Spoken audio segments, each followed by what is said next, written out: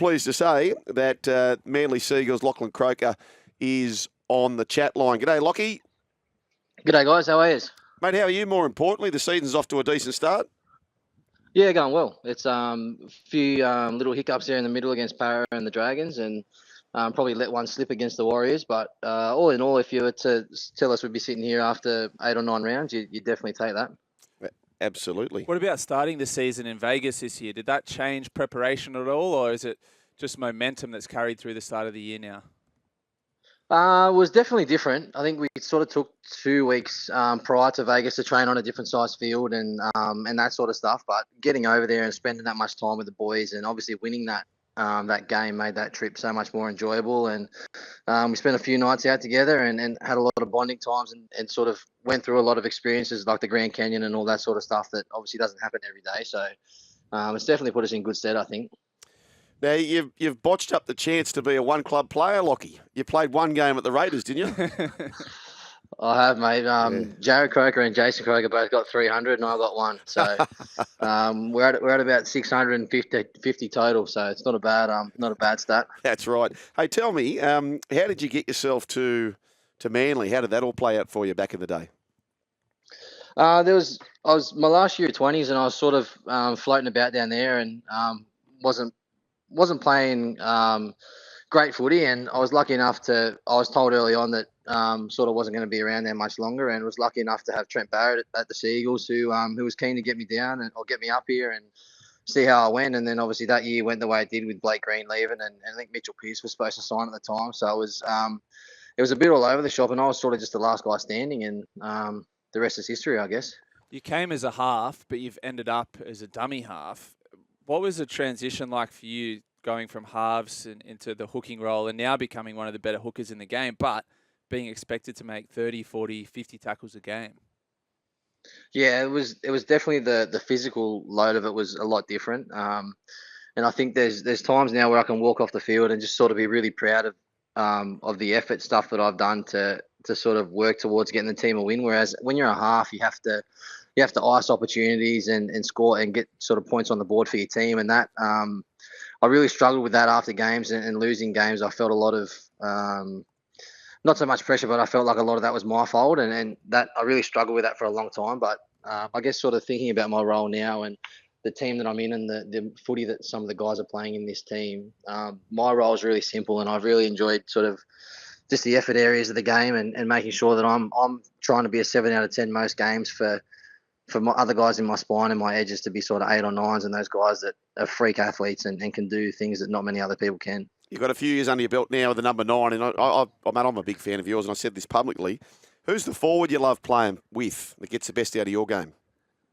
I think defensively, I appreciate that too, by the way. I think defensively it's got to be Jake Trbojevic. Yep. But then on the other side of the ball, it's probably Haumole Olakau'atu. He's an absolute weapon, man. I told him on the weekend that he's probably, outside of Jake, he's my favourite guy I've ever played with. He's an unbelievable athlete, and some of the tries he scored, even just this year, sort of carrying 5 or 6 blokes over the try line. He's an absolute weapon and a really good guy, a leader amongst our group. And I've been lucky enough to sort of be with him the last 5 or 6 years and really see him grow into the person that he is, and obviously the footballer he is too. I'm fascinated this year by the form of the Brown source, Nathan Brown coming off the bench, his impact. And also now he's got a Bash brother in Matt Lodge. How do you feel the momentum swing when those two come on the field? Yeah, it's you should hear Brooky when he's standing back there waiting to take a kick off and how fast he runs into the line. I don't know how he does it. He wears one every week and he just keeps doing it. But Lodgy himself's been really good for us as well. They're both obviously big bodies, and Lodgy coming off an ACL rehab has just been doing weights for the last 8 months. So he's a giant, and he was sort of one of the guys that I least like playing against, and to have him on my team is a massive bonus. And I think the forward pack that we've got is quite a big pack, so I'm sort of lucky to be in amongst that and having those guys look after me. Lodgy's looking thick as ever, but he's also got some luscious locks he's sporting this year. Is that inspiration for any of the rest of the roster to make a quick trip to Turkey next off-season? Oh, mate, you'd be surprised. You probably wouldn't be surprised, actually, but there's about 8 of us that need to go do that, and I'm one of those included. So if I ever find myself over that part of the world, I'll come back looking the same way, I'd say. Your last post, bury me at Brooky. You love the place, don't you? Oh, mate, the last the last few weeks has been unbelievable. The crowds we've had and looking at the hill, and it just reminds me of park footy and being back home. And there's not many other stadiums quite like it, mate. It's unbelievable. We're really lucky to play here, and the crowds that we've been having have been so good to us. And obviously, the footy that we're playing is off the back of that. So we all love it, mate. It's running out of those old change rooms and hearing Eagle Rock play after games and stuff. It's hard to explain. Hey, Lockie, dreams are free, right? And when you look at the premiership winners and the combination of, who they had in the side, the spine's always going to lead the charge, and you just tick the box there. You fast outside backs and wingers who can score 60-metre tries and beyond. You tick all that. Good bench, good forward pack. There's no real reason, is there, why you can't go as far as you want to go? No, definitely not. Yeah, as you said, you dare to dream, and there's been times where I've woken up during the night coming off the back of one of those dreams, and it's something that you think about as a kid. And obviously, the team that we've got, there is no reason why we shouldn't. But I think defensively, we have to be good every week, and that's where we need to improve. And as I said, be good every week, because those teams like Penrith and Broncos and the Melbournes, if you don't defend well, they put you away. And Melbourne have won the last 8 or 9 games by sort of less than 10 points or something ridiculous. So games like that and teams like that are won on defence, and we need to be really good in that aspect, I think. What about your halfback? What's his secret to success at this age? I'm not going to accuse him of hair plugs, Botox, anything like that, but what's he doing off the field that keeps him performing so well on it at 36 years of age? Yeah, well, he needs hair plugs as well, so he'll be with us in 30. But it's honestly unbelievable the way he's playing footy, and I think that to put it down to how well he looks after his body, and to be able to still do that at that age is sort of relies definitely on how well your body is holding up. And if he didn't have that, he wouldn't be able to play the footy that he is playing. But he's just so obviously confident in his ability, but knows what he needs to do at every sort of aspect of the field and time of the game, and works really well with those guys around him. And his edge is obviously a very sort of potent attacking edge with Haumole and Tolu and Sabia and Ruben and Sabia out there. It's he's on a very good edge, and he's playing very good footy for us. And at the moment, it doesn't seem like he's slowing down, so he could go till he's 40. Is there anything extra you guys are doing this day and age? Like obviously there's ice baths, massages, that kind of thing. Is there any cutting edge technology you're using or recovery methods that some of our listeners wouldn't have heard of before? No, I don't think there is anything that is sort of too far-fetched. We've been doing a lot of sort of mental skills with Andrew May, one of our sort of mental wellbeing guys, and I think that's been really good for us sort of after errors and sort of moving forward with games, which I think has been really good. But body-wise, not so much. We do the usual ice baths, and a lot of breathing has been brought in this year, so I suppose that's a little bit different. But other than that, not really. Tell you what I heard the other day. I understand Manly and I think it might be 2 other codes who are sharing facilities, and not so much facilities, but masseuses, guest speakers, all those sorts of things, which is economies of scale, which allows those people who are doing it to be almost full-time, which I think is a very, very clever thing. This one, you got a stack of people who love you, Lockie. They're all coming through on the board, but here's just one to name a few. Good afternoon, boys. Let me tell you at Manly, we love Tootsie. He gives his all, and from someone that has many, many times as a Manly member, he's an absolute gem of a person. The club is lucky to have him. 1, the Eagle. Dale says Croker's our unsung hero for Manly. Sneaky good kicking too. 40-20s. And the list goes on. They absolutely love you, Lockie. It must be very nice to hear that. Yeah, it definitely is, mate. It's thanks to those fellas writing in. I bloody appreciate that. It's a ruthless game sometimes, and it hasn't always been that way. But I'm felt the support for a few years now, and I've been really grateful to be part of this team and have the support base that we do have. Ricky gave you your debut, then you had Des, and then now you got Seibs. How does Seibs compare to other coaches you've had in your history?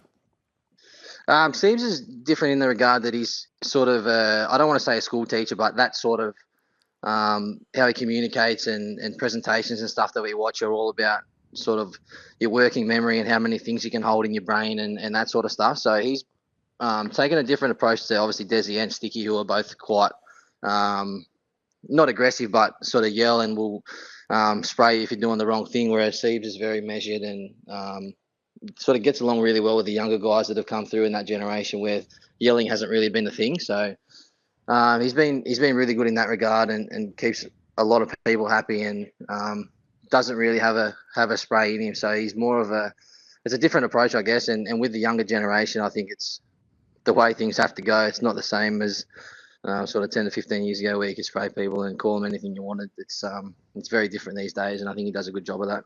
Who's in your crew at Manly if you're going to celebrate a win or a weekend away? Who are the boys? The Trebojeviches would have to be up there, but Jakey's a bit of he's going straight home to bed these days. He's getting old. He's just been recently engaged, so see you, Jake. He's a tough one to get out these days. But it's him and Ruben Garrett, Corey Waddell. Those are the sort of party fellas that if it's going to happen, it's going to be around those guys. So you sort of pick and choose whether you want to hang out with them because hanging out with those two for too long is no good. But those sort of fellas. Berkeley Eagle says, Lockie, which team do you enjoy beating the most?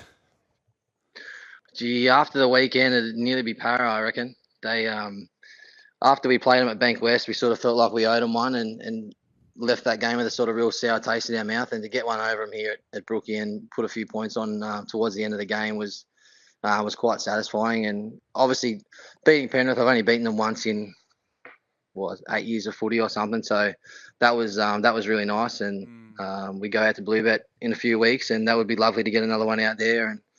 And not as easy as it sounds, but that'll be definitely up there on my achievement board. Tell you what, Lockie, these sort of stories don't sell as well as the negative ones. People like to hear the negative one more, but this one comes through. One of our young kids did his ACL in a trial game playing for the Manly SG ball side, but Lachlan Croker took time out of his day to give the young kid a call and give him all the encouragement and guidance to get him through it. Lockie's not only a tough hombre on the park, but a gentleman and thorough professional off the park too, says Statsy from Freshwater. Well done, Lock. I appreciate that. And just, shout out to Jackson, who's going through an ACL rehab at the moment. It's never a good time, but I wish I loved footy the way he did at that age, and he no doubt will be a footballer of the future. Manly took on Canberra in the 1987 grand final. Were you even born then, Lockie? Probably not. Oh, no, I was not. Okay, there you go. Cliffy Lyons of Clive Churchill. That's a long time ago. That's what I think about when I think Manly and Canberra. Big game coming up. There's no doubt about that. We'll find out about Team List Tuesday in about 15 minutes. Lockie, it's going to be a big game. We're calling it on SEN League. We can't wait for that. Manly hosting the Raiders at the place. Bury me at Brooky, you say. So good to have your company, mate. You're welcome here anytime. Thank you, gentlemen. I appreciate it. Take care. Lockie Croker, if you missed any of that, you can catch up via the podcast and SEN League, of course. You can also subscribe to the YouTube page where we host many of our interviews as well. What a champion, Missile. Yeah, absolutely. Hasn't he just developed into such a rock-solid number 9? Yeah. Because that was a position of contention for Manly there when they lost Fainu. That's right. They lost Appy. They lost Appy.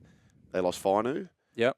And the reason they lost Appy was because they had Fainu. Yeah. And then Lockie Croker just comes through with the goods there. 1300 01 1170, the run home with Joel and the Missile.